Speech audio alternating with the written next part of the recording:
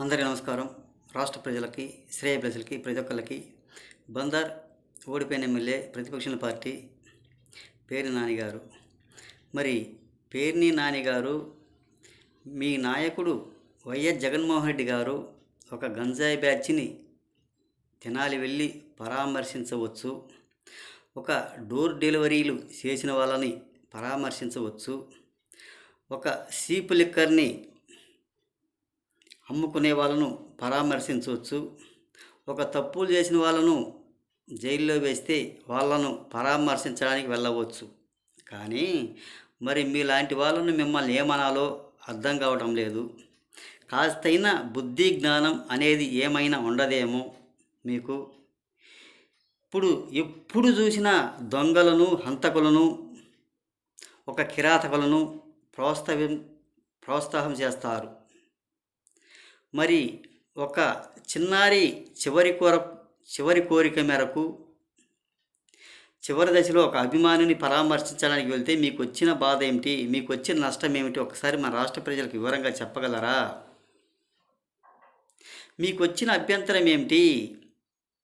అతని చివరి దశలో పరామర్శించడానికి వెళ్ళారు, మీకు వచ్చిన నష్టం ఏమిటి అంటే వెళ్ళకూడదా? మీలాగా ఒక దొంగలను, అంతకులను, ఒక దొంగ ముఠాలను పరామర్శించడానికి పోతే అది మంచిది అంటారు. వాళ్ళని వెనుకిడి వేసుకొని తిరగవచ్చు అంటారు. అంటే ఇప్పుడు ఒక చిన్నారిని చివరి కోరిక మేరకు ఒక అభిమాని పిలిచినప్పుడు వెళ్ళకుండా ఉంటే ఏం బాగుంటుంది? అంటే రాష్ట్ర ప్రజలు సింపతి పొందుతున్నాడు, అలా పొందడానికి లేదు, మాలాగా చేయాలి, మాలాగా ఉండాలి, మీలాగా రాష్ట్రాన్ని దోచుకోవాలన్నట్టు మీరు వ్యవహరిస్తారు. మీకు వచ్చిన నష్టం ఏమిటి? ఎందుకు ఆ రకంగా అంటున్నారు? ఎందుకు ఆ విధంగా అంటున్నారు? అంటే జనాలలో మంచిగా ఉండకూడదు, మంచిగా చేయకూడదు. ఇప్పుడు చూసిన జనాలను సావదంగాల, సాగు కొట్టాలి, సాగు కొట్టేటట్టుగా చచ్చిపోతే బాదుకోవాలి, తరిమి కొట్టాలి, జైళ్ళల్లో వేయాలి అన్నట్టుగా మీరు వ్యవహరిస్తారు. అటువంటి వాళ్ళను ప్రోత్సహిస్తారు. మీరు శవం లేస్తే అధికారంలోకి రావాలన్న ప్రోత్సాహంతో జనాల్లోకి వస్తారు, లేకపోతే రారు. అవునా కాదా? ఇది ఎంతవరకు మంచిది? ఏది ఏమైనా ఎలా మాట్లాడాలి, ఏ విధంగా మాట్లాడాలి, రాష్ట్రం అభివృద్ధి కోసమా, ఒక సంక్షేమ పథకాలు ఎలా ఇచ్చాము, ఏ విధంగా ఇచ్చామన్నది ఆలోచించుకోవాలి. ఇటువంటి పనికిమాలిన మాటలు, పనికిమాలిన వీడియోలు పెట్టుకుంటే ఎవరు నమ్మరు, మీరు అధికారంలోకి రారు, ఒక సింపతి కూడా పొందలేరు. ఒకసారి ఆలోచించుకోండి.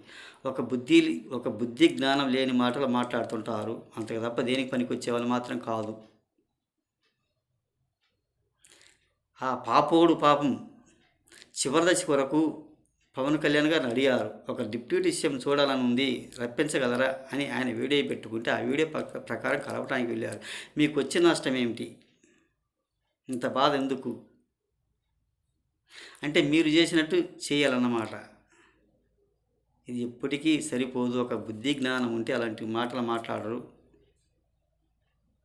మీరు జనాల్లోకి రాలేరు, జనాలను సింపతి పొందలేరు.